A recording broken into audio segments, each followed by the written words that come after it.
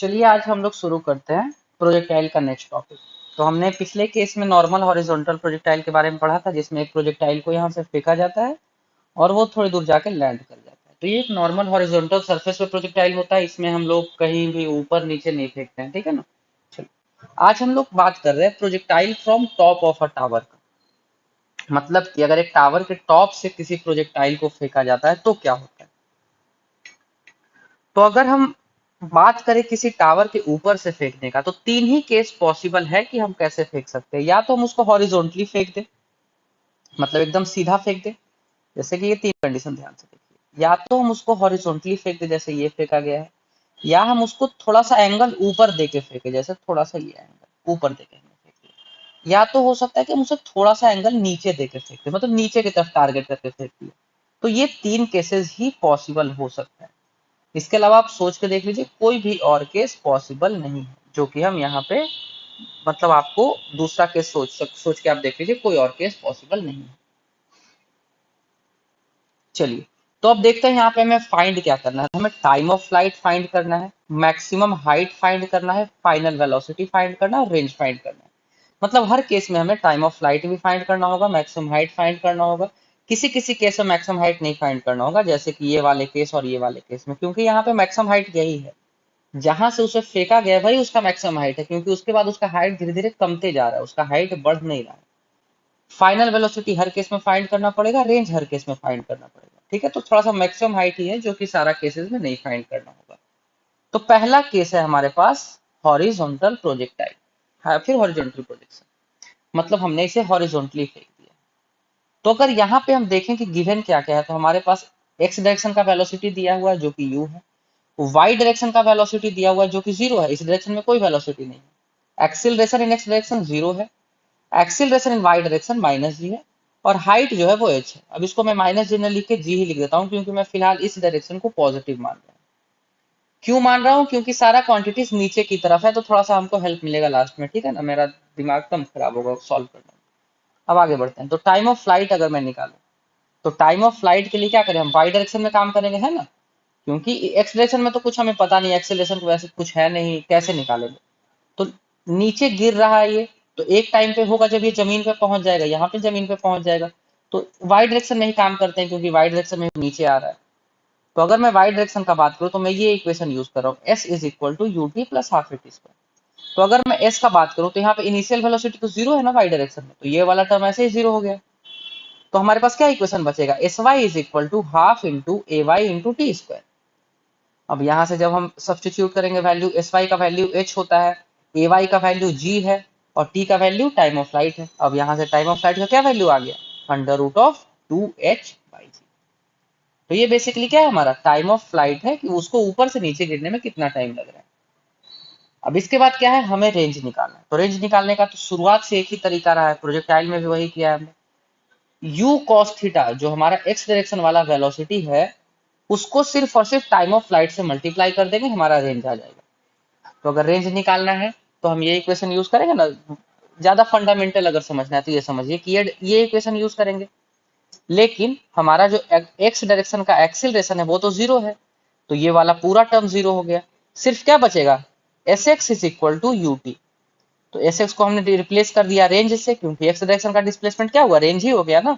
और you x into T, तो जब हम इसका वैल्यू रखेंगे तो हमारे पास फाइनली ये आ गया वैल्यू रेंज का, u into under root of 2h/g। ये 2h/g क्या है, ये हमारा टाइम ऑफ फ्लाइट है, जो हम पहले अभी जस्ट हमने निकाला, ये देखिए। तो ये हमने बस 2h/g अंडर रूट जो है, ये हमारा टाइम ऑफ फ्लाइट है।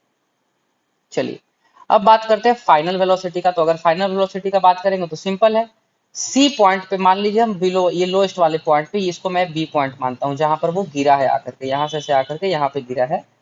तो यहाँ पे इसका दो कंपोनेंट होगा वेलोसिटी का, एक होगा एक्स कंपोनेंट और एक होगा वाई कंपोनेंट। अब समझना यहाँ पे ये है कि एक्स कंपोनेंट तो चेंज होगा नहीं, क्योंकि कोई एक्सेलरेशन नहीं था एक्स डायरेक्शन में। तो जो शुरुआत में था यू, वही फाइनल भी यहाँ रह जाएगा। लेकिन वाई डायरेक्शन में तो एक्सेलरेशन था ना, तो वाई डायरेक्शन में तो वेलोसिटी चेंज होगा। तो यहाँ पे मान लेते हैं कि वाई डायरेक्शन का जो फाइनल वेलोसिटी है वो वी एफ वाई। तो अगर हम यहाँ से इक्वेशन यूज करते हैं फाइनल वेलोसिटी का वाई डायरेक्शन में, तो हमारे पास फाइनल वेलोसिटी क्या आता है, अंडर रूट ऑफ 2gh। ये हमारा वाई डायरेक्शन का वेलोसिटी आ गया, समझ रहे हैं ना। तो अगर मैं बात करूं ये कितना आया इसका वैल्यू आ गया अंडर रूट ऑफ 2gh। ठीक है, और ये हमें पता है ये हमारे पास u है। तो दोनों चीज हमें पता चल गया, हमें एक्स डायरेक्शन का भी वेलोसिटी पता चल गया और वाई डायरेक्शन का भी पता चल गया। तो अगर हम फाइनल निकालना चाहते हैं तो दोनों को स्क्वायर करके ऐड कर देंगे ना सिंपली। तो दोनों को स्क्वायर करके ऐड करते हैं तो ये हमारा फाइनल वेलोसिटी आ जाता है। ठीक है, बहुत ही सिंपल है, बहुत ही फंडामेंटल से मैं बता रहा हूँ सब कुछ। ठीक है ना, चलिए अब आगे बढ़ते हैं। तो अगर वो किसी थीटा एंगल से ऊपर फेंका गया, किसी थीटा एंगल से ऊपर फेंका गया तब क्या होगा? तो यहाँ पे अगर हम देखें तो u x is equal to u cos theta है, u y is equal to u sine theta है ना, u y equal to u sine theta, u x u cos theta है। और एस वाई क्या है? मैं इस डायरेक्शन को पॉजिटिव मान रहा हूँ यहाँ पे। ठीक है ना, ध्यान दीजिए मैं इस डायरेक्शन को पॉजिटिव मान रहा हूँ। तो यहाँ पे डिस्प्लेसमेंट इन वाई डायरेक्शन कितना है? माइनस एच, नीचे की तरफ है ना। एक्सेलरेशन इन वाई डायरेक्शन क्या है? माइनस जी। और एक्सेलरेशन इन एक्स डायरेक्शन फिर से जीरो। एक्सेलरेशन एक्स डायरेक्शन में कभी नहीं होता है। कोई भी काइनेमेटिक्स पढ़ लीजिए, काइनेमेटिक्स में एक्स डायरेक्शन में कभी एक्सेलरेशन जनरली नहीं होता है जब तक प्रोजेक्टाइल का बात कर रहे हैं। अब टाइम ऑफ फ्लाइट यहां से निकालें अगर, तो टाइम ऑफ फ्लाइट काफी इंपॉर्टेंट है, इसको ध्यान से समझिएगा सब लोग। अगर मैं इस पूरे मोशन को, ये जो ए से बी और सी से पूरा मोशन हुआ, इसको मैं दो पार्ट में डिवाइड कर दूं। एक पार्ट हो गया हमारा ए बी और दूसरा पार्ट हो गया हमारा बी सी। मान लेते हैं कि A1 में जो टाइम लगा वो T1 है, AB में जो टाइम लगा वो T1 है और BC में जो टाइम लगा वो T2 है। तो टोटल टाइम ऑफ फ्लाइट क्या हो जाएगा? T1 plus T2। अगर T1 हमारा टाइम इन AB और T2 हमारा टाइम इन BC है तो हमारा total time of flight T1 plus T2 हो जाएगा ना। अब T1 का वैल्यू याद कीजिए, हम लोग जब प्रोजेक्टाइल पढ़े थे तो वहां पे हम ये वाला टाइम का वैल्यू तो निकाल चुके हैं ना, 2u sine theta by G. Time of flight in normal projectile याद कीजिए थोड़ा, 2u साइन थीटा बाई जी, ये वाला निकाल चुके हैं हम लोग पहले ही।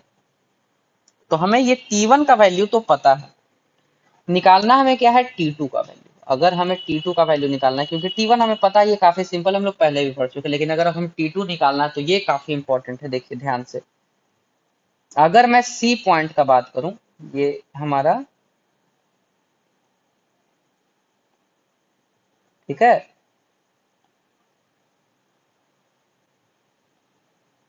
हाँ, ये हमारा C पॉइंट है और ये हमारा B पॉइंट। तो अगर मैं C पॉइंट का बात करूं तो यहाँ पे एक u cos थीटा तो सेम रहेगा, लेकिन ये y डायरेक्शन वाला वेलोसिटी फिर से चेंज हो जाएगा। जैसा कि मैंने बोल रहा हूँ, बार बार एक ही चीज बोल रहा हूँ कि जिस डायरेक्शन में एक्सेलरेशन रहेगा उसी डायरेक्शन में वेलोसिटी चेंज होगा। तो यहाँ पे u sin थीटा वेलोसिटी था, यहाँ पे कुछ और वेलोसिटी हो जाएगा। तो अगर हम वो वाला वेलोसिटी निकालें तो वो वाला वेलोसिटी क्या आ जाएगा?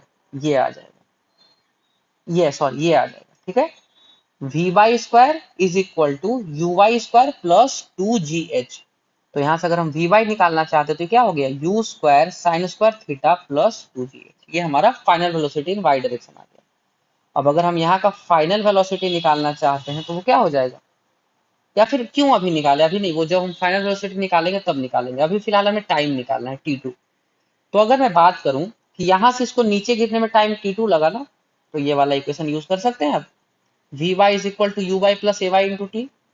तो यहाँ से T2 का वैल्यू क्या आ गया? ये हमारा T2 का वैल्यू आ गया, काफी लंबा चौड़ा दिख रहा होगा यहाँ पे, है ना। हमने क्या किया? V y minus u y का वैल्यू क्या था? u sine theta. तो v y minus u sine theta divided by g is equal to T2। अब इक्वेशन 1, ये हमारा इक्वेशन 1 है और ये हमारा इक्वेशन 2 है। अगर इन दोनों को हम ऐड कर दें तो हमारा टोटल टाइम ऑफ फ्लाइट आ जाएगा। तो अगर इन दोनों को हम ऐड करते हैं तो 2u sine theta by G plus T2। अब जब इसको आप सिंप्लीफाई कीजिएगा तो ये 2u sine theta minus u sine theta क्या बचेगा? u साइन थीटा बचेगा। 2u साइन थीटा को माइनस कर देंगे u साइन थीटा तो ये क्या बचेगा? u sine theta. तो टोटल टाइम ऑफ फ्लाइट क्या हो गया? u sine theta plus under root of U square sine square theta plus 2gh divided by g। तो ये हमारा टोटल टाइम ऑफ फ्लाइट आ गया। कैसे आया? तो हमने T1 और T2 दोनों को ऐड कर दिया। अब अगर हम रेंज निकालना चाहें तो रेंज कैसे निकलेगा? सिंपल है, अभी तक एक ही काम कर रहे हैं, बार बार मैं एक ही चीज बोल रहा हूँ कि रेंज के लिए एक ही काम करते हैं, ux into time of flight. तो ux into time of flight ये हमारा रेंज हो गया। यहाँ से जस्ट कॉपी पेस्ट कर दीजिए टाइम को, तो ये हमारा रेंज आ गया। अब यहाँ पे एक और चीज हमें निकालना है, मैक्सिमम हाइट। तो अगर हम मैक्सिमम हाइट का यहाँ पे बात करें तो हमें पता है कि ये हमारा मैक्सिमम हाइट है। अब मैक्सिमम हाइट का वैल्यू क्या होगा, ये वाला हाइट प्लस ये वाला हाइट। अब ये वाला हाइट तो दिया हुआ है क्वेश्चन में, क्वेश्चन में क्या मतलब यहाँ पे दिया हुआ है कि ये एच समथिंग कुछ हाइट होगा। ये वाला हाइट तो हम लोग निकाल सकते हैं ना प्रोजेक्टाइल वाला फॉर्मूला से, you square sine square theta by 2g करके, ये फॉर्मूला से ये तो निकाल ही सकते हैं। तो हमें पता है दैट ये वाला जो h है इसका वैल्यू ये होता है, और एच मैक्स का वैल्यू क्या होगा, small h plus capital H। तो अगर मैं फाइनली एच मैक्स निकालना चाहता हूँ तो ये हो जाएगा 2gh, इसको सिंप्लीफाई कर दीजिए, 2gh plus you square sine square theta divided by 2g, ये हमारा एच मैक्स का वैल्यू। अब अगर हम फाइनल वेलोसिटी निकालना चाहें तो इतना कुछ करने का सिंपल है, हम पहले भी वी एफ वाई तो निकाल ही चुके हैं ना, you square sine square theta plus 2gh हम लोग ऊपर भी निकाल चुके हैं, और वी एफ एक्स तो हमें पता है यू कॉस थीटा। तो अगर हमें फाइनल वेलोसिटी निकालना है तो दोनों को स्क्वायर करके ऐड कर देंगे। अब ध्यान से देखिए, जब दोनों को स्क्वायर करके ऐड करेंगे तो क्या होगा, you square sine square theta plus 2gh plus you square cos square theta. अब ध्यान से देखिएगा तो ये दोनों को हम क्या लिख सकते हैं, यू स्क्वायर सिंपली लिख सकते हैं ना, क्योंकि sign square theta plus cos square theta 1 होता है। तो हम यहाँ से इन दोनों को लिख सकते हैं यू स्क्वायर प्लस 2gh। तो हमारा फाइनल वेलोसिटी का क्या वैल्यू आ गया, यू स्क्वायर प्लस 2gh। ध्यान दीजिएगा तो पिछले केस में भी फाइनल वेलोसिटी का यही वैल्यू आया था, यहाँ भी यू स्क्वायर प्लस 2gh ही आया था। बहुत ही इंटरेस्टिंग रिजल्ट है। अब आगे देखते हैं थर्ड केस। अब अगर इसे नीचे फेंका गया है, नीचे फेंका गया है, चलिए नीचे फेंका गया है तो क्या हुआ, तो यहाँ पे नीचे वाले डायरेक्शन को मैं पॉजिटिव ले रहा हूँ क्योंकि सारा क्वांटिटी नीचे की तरफ है। तो यू एक्स हमारा यू कॉस थीटा है, यू वाई हमारा यू साइन थीटा है, एस वाई हमारा एच है, ए वाई हमारा जी है, और एक्स जीरो है फिर से। ठीक है, तो ये सारा क्वांटिटीज हमें गिवन है। अब टाइम ऑफ फ्लाइट का पहले बात करते हैं। तो टाइम ऑफ फ्लाइट के लिए हम क्या करें, यहाँ का फाइनल वेलोसिटी निकालना पड़ेगा वाई डायरेक्शन में, और इनिशियल वेलोसिटी हमें पता है यू साइन थीटा, तो वही हमने यहाँ पे भी किया है। हमने क्या किया, वाई डायरेक्शन का फाइनल वेलोसिटी निकाला है जो कि U square sine square theta plus 2gh का अंडर रूट है। ये हमारा वाई डायरेक्शन का फाइनल वेलोसिटी आया। अब अगर हम u v is equal to U plus A T वाला इक्वेशन यूज करें तो ये हमारा टाइम ऑफ फ्लाइट आ गया फिर से, you square sine square theta plus 2gh minus u sine theta divided by g। तो ये हमारा टाइम ऑफ फ्लाइट आ गया। अब क्या करना है, हमें रेंज निकालना है। तो सिंपली रेंज के लिए फिर से वही time of flight into you x, ये हो गया हमारा रेंज। अब ये टाइम टी मत लिख दीजिएगा एक क्वेश्चन में, टी का वैल्यू ये है, इसको यहाँ से मैंने सब्सटीट्यूट किया है, तो ये टी का वैल्यू हो गया। अब थर्ड क्या है, फाइनल वेलोसिटी फाइंड करना है। तो फाइनल वेलोसिटी के लिए तो हम लोग आधा काम तो ऊपर ही कर चुके हैं, V F X V X square plus V Y square. तो ये हमारा फाइनली फिर से वैल्यू जो आया है वो यही आया है, यू स्क्वायर प्लस 2gh। सो तीनों केसेस में फाइनल वेलोसिटी सेम आया, ये ध्यान दीजिएगा बस एक चीज। क्यों ऐसा हो रहा है, क्योंकि जो वेलोसिटी होता है, फाइनल वेलोसिटी जो है वो सिर्फ और सिर्फ h पे डिपेंड करता है। अगर हम h बढ़ाएंगे तो फाइनल वेलोसिटी बढ़ जाएगा, अगर हम h घटाएंगे तो फाइनल वेलोसिटी घट जाएगा। उससे उसको ये मतलब नहीं है कि आप किस तरह से फेंक रहे हैं, आप बस फेंक रहे हैं छत पे चढ़ के, अगर उसका हाइट उस मतलब गिवन है कि इतना है तो पक्का है आप किसी तरीके से फेंकिए, फाइनल वेलोसिटी सेम आएगा। ठीक है ना। तो ये बहुत ही बेसिक सा तीन टाइप्स है, ये जनरली एग्जाम्स में यही सब पूछता है, जनरली हॉरिजॉन्टल प्रोजेक्टाइल से कभी पूछता नहीं है। ये वाला पूछता है, या तो फिर इंक्लाइन प्लेन पे प्रोजेक्टाइल पूछता है, वो हम लोग नेक्स्ट लेक्चर में कवर करेंगे कि इंक्लाइन प्लेन पे अगर प्रोजेक्टाइल करते हैं तो क्या होता है। तो ये सब हमारा कुछ तीन टाइप्स था, जो कि मतलब प्रोजेक्टाइल फ्रॉम टावर का तीन टाइप्स है। इसको अच्छे से समझ, आई होप कि आप लोगों को समझ में आ गया होगा।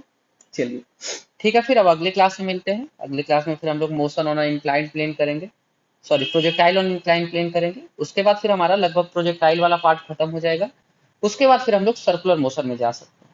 ठीक है, चलिए।